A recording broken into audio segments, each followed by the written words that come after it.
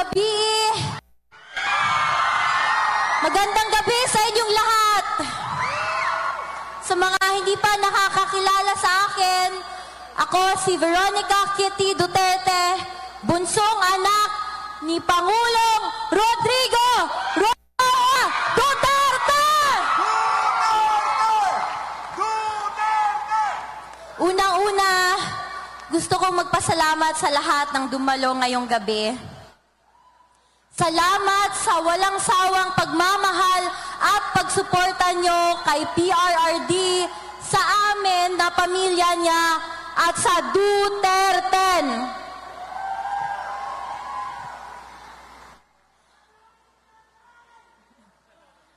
Nag-usap kami ni Dada Rudy ko kahapon.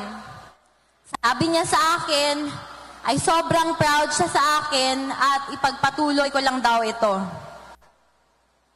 Binigyang diin niya rin na mahalin ko daw kayo kagaya ng pagmamahal niya sa inyo. Bata pa ako, 21 pa lang ako, at ayaw ko talaga sanang makisali. Pero namulat ang aking mata at naintindihan ko ang mga prinsipyo at paninindigan na ipinaglalaban ni Tatay Digong. Mahal niya ang bayan niya ng higit pa sa amin na pamilya niya. May kasabihan na the only thing necessary for evil to triumph is for good men to do nothing.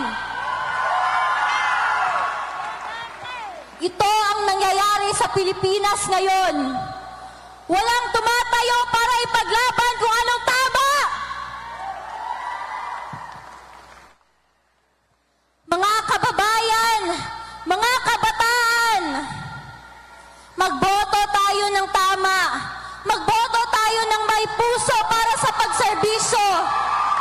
Ngayong eleksyon sa May 12, 2025.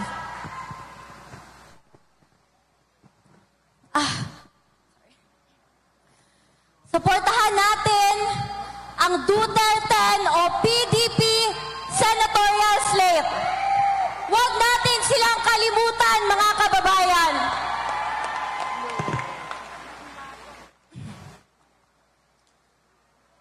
Muli kong iaabot ang bilin ni Tatay Digong para sa bawat Pilipino. Sinabi niya ito sa akin. Do good. Fight for your country and fight for what is right. Sabi niya, huwag kayong mag-alala because this is not forever. God will intervene. And He sends His love to all the Filipino people. Daghang salamat! Maraming salamat!